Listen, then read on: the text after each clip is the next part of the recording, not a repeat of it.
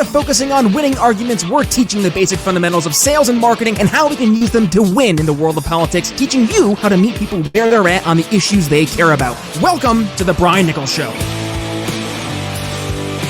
Well, happy Thursday there, folks. Brian Nichols here on The Brian Nichols Show, and thank you for joining us on, of course, another fun-filled episode. I am, as always, your humble host, and today we have a returning guest who is, in fact, joining us from the Free State and talking about a lot of the moves that the Free State is making. But first, we're going to go ahead and give a shout-out to today's sponsor, and that is the shop over at The Brian Nichols Show. Head over to briannicholsshow.com/shop, where you can join our friends over at Proud Libertarian. And of course, check out this awesome new design. It is the Magic Money Tree, and you can go ahead and grab yours. Make sure you use code TBNS at checkout for 10% off at checkout.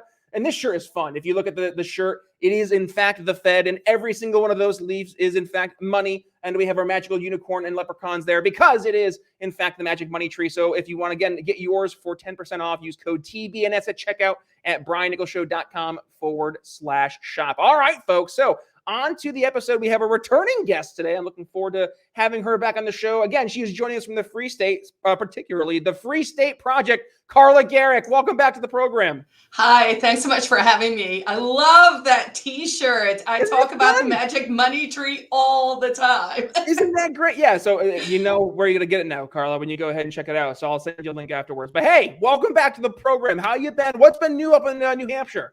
Oh my goodness, there's so much going on. I don't even know where to start, to be honest. It's, as I said before the show started, it's election season. So that always means that it hots up here in the Free State. I've had the New Yorker's been out, the Boston Globe, the New Yorker. There was a front page story in the New York Times, maybe in the last 2 months on the Sunday paper. So certainly everyone seems interested in our story. It's because we're getting a lot of successes, and it's a really, really fun time to be here in New Hampshire. Yeah, it's been fun to watch the success you guys are having, because it seems like every single headline I see coming out is a win after win after win, whether it's school choice, whether it's concealed carry. You guys are leading the charge. And frankly, we need folks like you guys to be leading the charge, because if you look out there, things are getting a little weird, Carla. And folks are looking. We talked about this all the way back in October of last year. We talked about how New Hampshire was becoming a sanctuary state for folks who were looking to escape the COVID tyranny and insanity. And you fast forward to today, that is more true than ever. And I'm seeing, heck, I escaped from when we last spoke. I was in Philadelphia. I'm out here in Newcastle, Indiana now, because I wanted to get out of the Northeast because I saw how bad it was getting. I'm seeing friends, family making the same kind of moves as well. So talk to us. The Free State Project has been having success, not only planting the flag up in New Hampshire back, 10, 15, 20 years ago now, but now leading forward to being a state that actually offered people a real place to go when things got weird. Yeah, and things certainly got weird, and totalitarianism is great for the liberty business. So, in some ways, I feel like for me personally, I moved out in 2008, so I almost feel like I was a little early. But it's validating to see that, it's the right strategy. So basically, why New Hampshire? Low taxes, great quality of living, live free or die. That's the ethos of the state. So yes, we did see a lot of growth last year with COVID, the COVID mania, the COVID madness. We came out of that very strong in terms of our community. Really, the selling point, I think, for New Hampshire truly is the community, right? You want to be surrounded by like-minded people who share your values. And, and that's basically live and let live. And hey, property rights, those things are important. And so we did see massive growth last year. Back in 2008, when I moved, we were sort of the big Ron Paul wave. There were about 1,000 movers who came in around about that time. And then it was sort of a little, steady clip. But definitely last year we saw, a really big wave come in again. Now that's exciting because, of course, there's residency requirements for folks to run for office. So as the election heats up and I'm running again, I'm running for state house this time, not for Senate, because my Senate district got crazy redistricted and gerrymandered, which, by the way, I learned today, gerrymandering was named for a man whose last name was Jerry. Jerry, And yep. he was an old dude who was totally anti. He was, the Federation. He wanted to just keep the Declaration of Independence. He didn't even want the Constitution. And now the poor man's name is attached to something that would probably literally make him turn in the grave. I only learned that today, so I thought I'd share that with the listeners. So yeah, it's just, it's been bananas. I could tell you, like, off the top of my head, probably like 3 crazy quick stories if we have time. Go for it.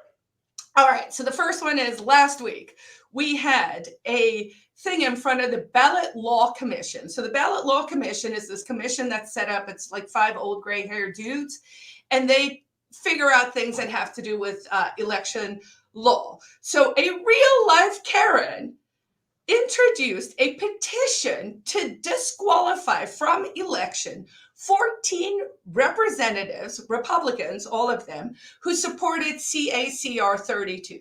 Now, what was CACR 32? It was a bill that was introduced.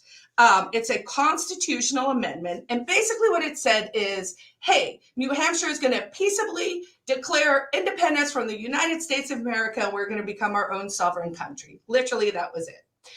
This lady did not like that. So she was like, you know what? I don't think any of these people should even be eligible to run for office. In fact, I think they have violated the 14th Amendment of the U.S. Constitution, and they are in rebellion and insurrection and traitors, like all these crazy, angry words, like enemies of the state, right?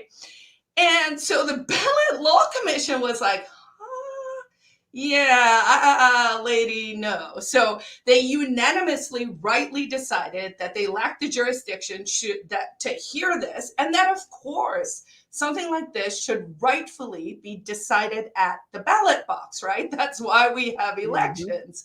Is if you don't like the dude who's in there or the lady that's in there, you vote the bums out, right? So that was pretty exciting. What I really liked about it, because I am personally pro-independence, but I'm also someone who supports that, I'm a voluntarist. So of course, people kind of have to be on board with it. We have to be able to persuade people that this is a great idea. And so the AG's office, who weighed in on this, is now on record to say quite clearly that the insurrection and rebellion, because these are like scary words, right? And they throw them around to intimidate people and to try and keep us in our box. And the AG is on the record saying insurrection and rebellion involves use of violence, and it's not about words. And I was really heartened by that, because that means, we can actually have this conversation. And here's the thing about the conversation, and this is why I suspect that they are trying to nip this in the bud before we can really have the real conversations, is I serve on the board for the Foundation for New Hampshire Independence, and that's a 501c3, federally recognized, tax-free educational nonprofit. So the IRS said we could make a nonprofit that says we want to secede from the union. So I feel like, hey, if the IRS is on board, then it's all good, right? So we did this official survey from the Foundation for New Hampshire Independence, and 29% of Granite Staters overall supported secession today, 29%. 52% of Republicans would support secession today. So a majority, right? So this is why they don't want to have the conversation. And something that I found really heartening, and because I come in peace, I'm a peaceful person. I think we can have conversations. We could talk about ideas. And if you don't like it, I'll try and persuade you. You try and persuade me. And that's how life should go, right? Only 3% of respondents in this official poll said they would support violence by the federal government against a state that wanted to go its own way. And actually, in the same survey, 42% of people who responded did say that they would support it as a ballot initiative, or in our case in New Hampshire, it has to be a constitutional amendment. Now, for that constitutional amendment to happen, it's a high bar. It has to pass the House and the Senate by 60%. Our House has 400 representatives. Our Senate is 24 senators. So that's 424 people, of which 60% have to support it. And then if it goes on the ballot, and we have done constitutional amendments here over the years, I think we've done 3 in the 14 years I've lived here.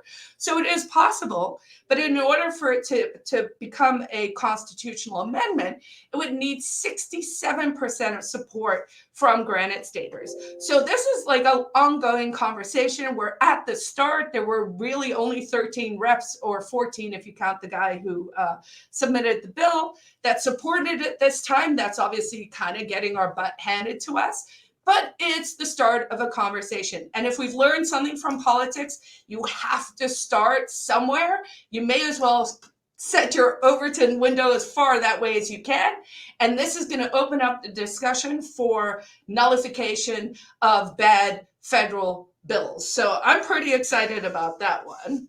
Yeah, as you should be. I had a gentleman on my show. We were talking about Texit, which is the approach of Texas nationalism down there in Texas, and you're seeing right now across the board there has been more of a conversation, especially with what happened during COVID, because things got weird. Like I saw it firsthand in Philadelphia and Pennsylvania, how when you see what your governor on TV saying, yeah, we're going to separate people into essential versus non-essential. And then you watch as all of a sudden all the restaurants you used to frequent not only closing, but shutting their doors for good. And it got pretty spooky when you saw the people you thought you knew going like just silently along with everything, not even questioning it, but more so actually going ahead in many cases full-throatedly enforcing the edicts of the state on others around them, either by social shaming or actually going out and shaming them in person, like making them feel terrible. You see this across the board. This happened, and I know it's still happening in a lot of areas. So yeah, it's nice to know that there are states who are fighting back and standing out. And frankly, this is what you guys have been doing up in New Hampshire that's been having so much success. And also it's been drawing so much ire. You guys have been leading, it seems, the headlines in attack in terms of the success you're having, because you are taking down a lot of what would be considered the more established way of doing things. You're disrupting the status quo. When we talk about this in sales, Carla, that's one of the main things we're doing. We're not selling a solution. We're not selling a product, a service. At the end of the day, what we're trying to do is we're selling change. So talk to us about selling change. What has been the means of success that you have found when selling change to fellow New Hampshireites, New Hampshireans? Granite Staters is what I call them. New Hampshire men is a good one too, but it doesn't include the ladies. How do we sell liberty? There are a lot of approaches. I think the first thing, right? So words matter, definitions matter. So I do find, like, if you're going to get it into an in-depth conversation with someone, make sure we're all talking about the same thing. So one of the things I like to do recently, just because of the way that they're coloring conversations about free staters, is people like to throw around the words radical and extremist. So what's the opposite of radical? So the opposite of radical is basically conventional, staid, stuck in your ways, uninteresting, boring, doesn't work, the list goes on. So when you actually put the two terms side by side, if you're not radical in political terms, you're part of the problem. You're the status quo. You're the person who put us in this mess. So I like to take that sort of approach, especially with the word radical. Now with extremist, I get really, really, really, really irked, because here's one of the things I'm seeing is people aren't fighting our ideas, right? No one wants to talk about why does public education cost double what private education in New Hampshire costs. There is no perceivable reason why that should be the case, right? Except if there's profit taking somewhere, if some hands are being greased, if people are being paid the wrong amount or whatever. If the private sector can do it for $10,000 per student, then the public sector should not be costing us $19,000, right? So instead of fighting us on ideas, they're making it very personal, and they're throwing in this sort of extremist language, and then of course it's like white supremacist language. So one of the other issues that just came up recently is it was on the front page of the newspaper last week, and it's about woke churches. So literally, we don't have members in the Free State Project. We have participants, because people come and they participate in this project. We're decentralized. Everyone's doing what they think is the best idea. And I can quibble till the cows come home about some people's other ideas about what the right way to do this is. But that is what freedom looks like, right? Dr. Pohl always used to say to us, freedom is messy. It's true. Life is messy. So this guy, a Christian in New Hampshire, generated a list of churches. He's building out a wiki. It's called libertywin.org. People can go look for themselves. It's a Wikipedia with a lot of lists of different things. One of these lists, there are a lot of them with different categories, is about religion. In the religion category, there is a list of churches for Christian churches. They're doing a Jewish church. They're going to do mosques, and then they're going to do Buddhists and, other religions, right? So they just started with the Christian ones. So on this list, religion, churches, there's numerous categories, different churches. And then one of the columns is, and this was his categorization, was woke or based. And he put in what he meant by that, and that was it. So the Free State Project tweeted out that list as, hey, here's a resource for people if you're moving to the state and you're looking for churches. You could want a woke church. I don't know, why not, right? So our participants are all over the place, So anyway, it was literally provided as informational, hey, here's a list of churches. That went from that tweet. And there are hundreds of tweets where there's genuine things we could talk about. This was not one of them. But somehow this got picked up. And by picked up, I mean, I got a Google alert from, I think it was Business Week India. I mean, it was from some news source in India. And they were saying, they were making this massive to-do about these extremists and in this time of violence and threats against. And I was like, how did you get from this dude's wiki page list to this narrative? It is 100% made up, manufactured, and nonsense, right? And so the thing that really got me there, and I'm not even sure if I'm answering your question, maybe you have some advice for me, but what deeply offended me in that tweet was this quote about the dog whistles. The dog whistles to racists, right? And I've been really grappling with that from the past week, because I'm like, so these people are claiming to know something in other people's minds that only racists can hear. I don't hear it. No one I know hears it. They hear it. So I'm like, are you guys the racists? What is going on here? How can you ascribe intentions by claiming you can read another person's mind? You're not basing it on words. You're not basing it on actions. You're not basing it on anything factual or real. You're literally saying, I imagine these people think this. And I'm like, that's crazy. Well, and this, Carla, goes back to why on the show here we talk about the idea of not responding to narratives, but I think resetting narratives. This is one of the things I brought up on Tim Pool when I was over on his show. We see far too often, and conservatives do this, libertarians are notorious for this, is that we like to respond to whatever the crazy claim is. So you hate poor people. We don't hate poor people. We actually like poor people because, and then we go through trying to explain. When you're explaining, you're losing. So I always think it's important for us to instead reframe things in a way that we reject the narratives entirely and instead substitute it with our own. That's the old Adam Savage approach over on Mythbusters. For those of you playing on the home game, that's a throwback, by the way, a great show back in the day. But no, that is the approach we have to take. And it's especially important because we have to be reaching and meeting people where they're at on the issues they care about, not about this nonsense stuff that the corporate press tries to make people care about. Now, there are people, unfortunately, who are not in our target market who are going to buy that BS, and that's just the unfortunate reality. However, there are an entirely different group of people out there who we haven't really spent a lot of time focusing on, and I say we as the collective greater liberty movement, because I think by the nature of us being interested in the liberty movement, we are more politico, meaning the people we're speaking to tend to be more politicos, whereas the people who actually will help us get our ideas more than just being ideas and get them into action are actually the people out there who are, dare I say, your average person, who aren't necessarily engaging in these conversations, but rather are sitting back and having conversations at the dinner table saying, yeah, this is stuff that's impacting me. And guess what? The things they're talking about are the things that we have solutions for. So instead of wasting our time arguing with people online who are never going to agree with us, and frankly are wanting us to spend our time wasting our time with them, we should be going out, speaking to people face to face, at the very least, meeting them where they're at on the issues they care about.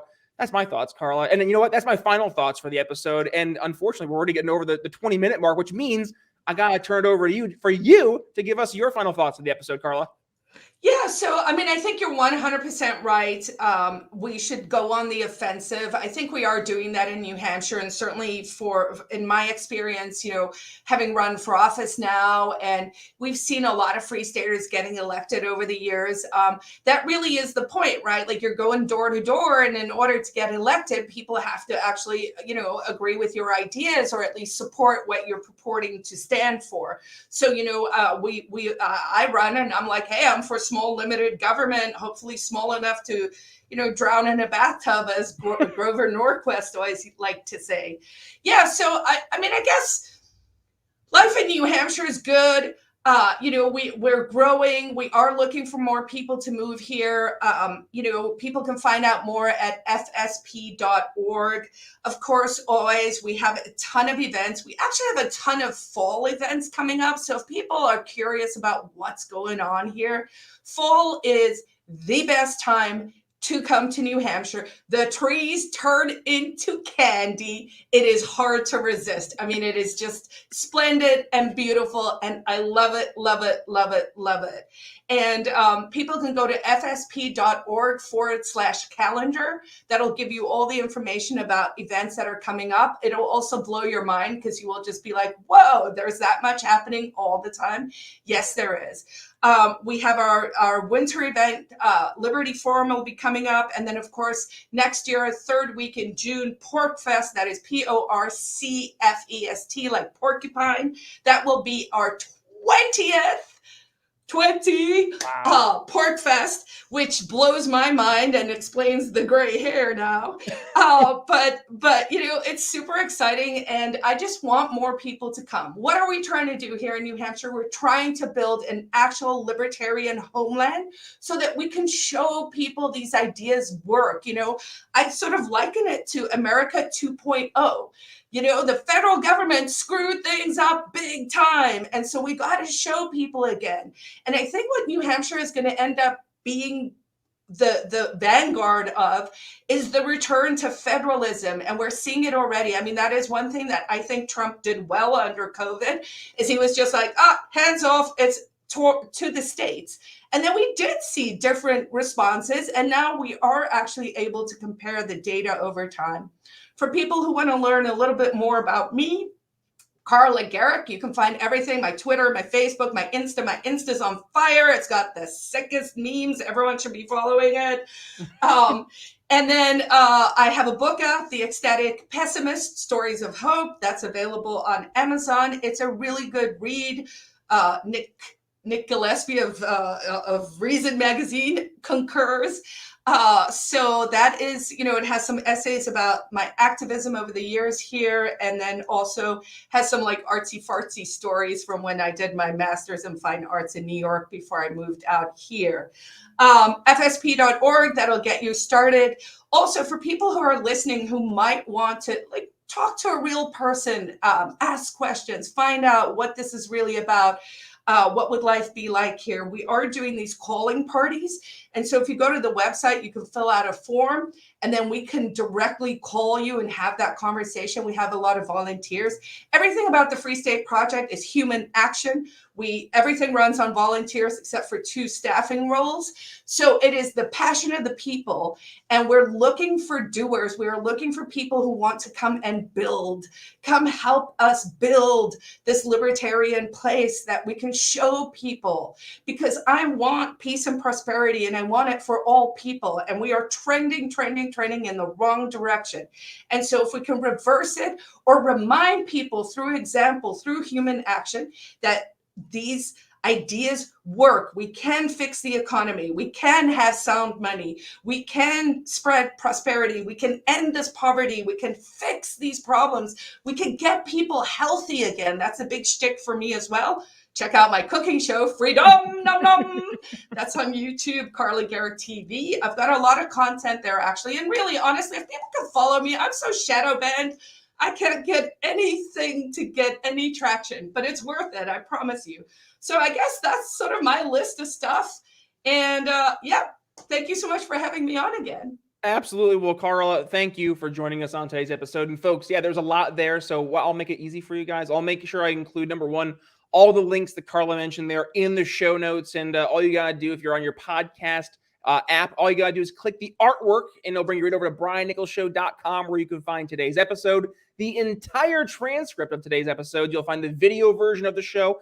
So by the way, if you head over to the YouTube version, please do me a favor. Make sure you hit the little notification bell, subscribe button, and give us a like when you're there as well. But also, folks, you can go ahead and if you really enjoy the episodes we're doing here over the Brian Nichols Show, by the way, 575 or so episodes. I mean, just saying. And I would love to hear about it. Please email me, brian@briannicholsshow.com. And also, if you are enjoying the content we hear at the Brian Nichols Show, well, I'm going to ask you to go ahead and make a donation. If you would be so kind, head over to briannicholsshow.com/support. Become a monthly supporter, $5 a month. Or if you want to go ahead and just make a one-time donation, $5, $20, $100, whatever it can be.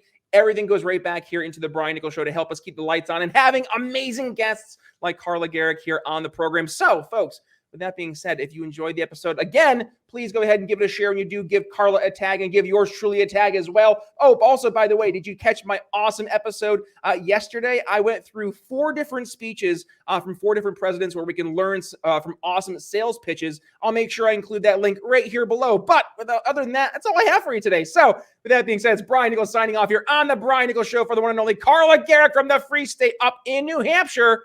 We'll see you tomorrow. For listening to The Brian Nichols Show.